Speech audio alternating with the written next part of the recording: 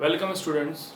Today we will take the next topic of CBSE NCERT 10th class, non-cyclic photophosphorylation. In last class we have to study about the cyclic photophosphorylation, in which electron move from the photosystem first and then travel and back to the photosystem first, which is called cyclic photophosphorylation. Now in this topic we will discuss about the non-cyclic photophosphorylation, in which the electron move from the P68 or photosystem second and then enter into the photosystem first. So that's why it is called non-cyclic photophosphorylation. It is a light reaction by which plant produce the ATP for fixation of carbon dioxide into the glucose.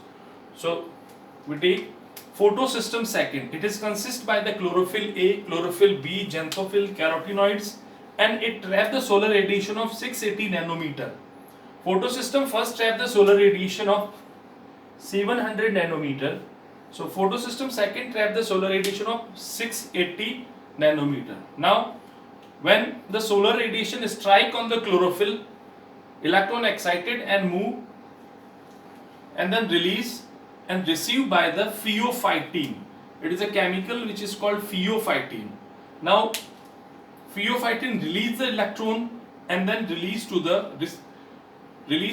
plastoquinone. The chemical name is called plastoquinone. Now plastoquinone release the 2 electron to the cytochrome B6 and then cytochrome B6 release it to the cytochrome F. Between the cytochrome B6 and cytochrome F, it produces the ATP by joining of ADP and then inorganic phosphate. After then, the cytochrome F release the 2 electron to the plastocyanine and then plastocyanine 2 electron enter into the photosystem first. So after the plastocyanine, the 2 electron not enter into the photosystem second, it enter into the new system which is photosystem first, and then move according to photosystem first to the iron sulfur and then move to the ferredoxin. After the ferredoxin, it release the 2 electron. These energy of 2 electron plus the 2 hydrogen which is produced by the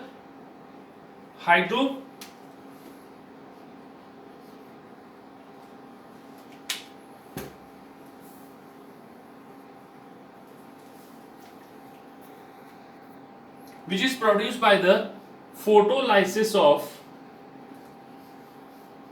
water.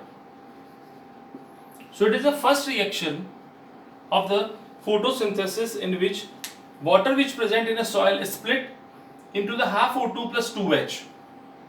Now the 2H join with the NADP, which is nicotinamide adenine dinucleotide phosphate, and then convert it into NADPH2. This NADPH2 contain more ATP, that means it contain at least minimum 3 ATP. So it is a complete process of non-cyclic photophosphorylation.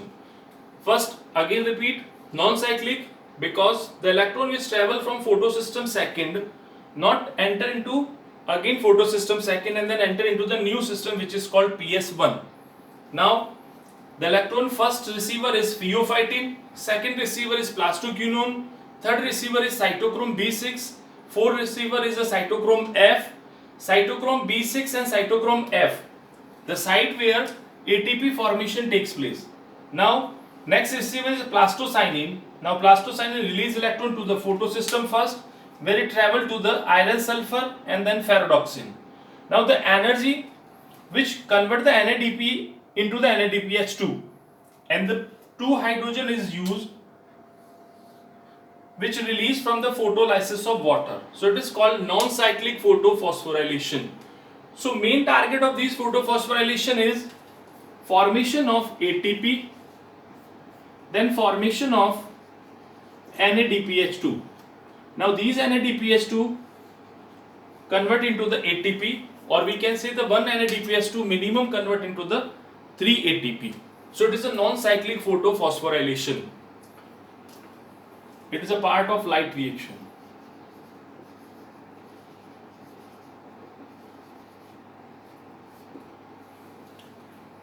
Clear? So you can take a screenshot of its diagram. So it is the last which is related to the light reaction. Now next topic, which is dark reaction, which we will take in the next video.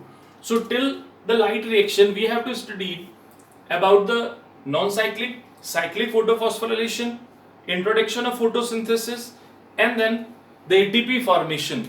In next video we will discuss about the dark reaction, Calvin-Benson cycle and Hatch-Scale cycle, by which the carbon dioxide fixed into the glucose.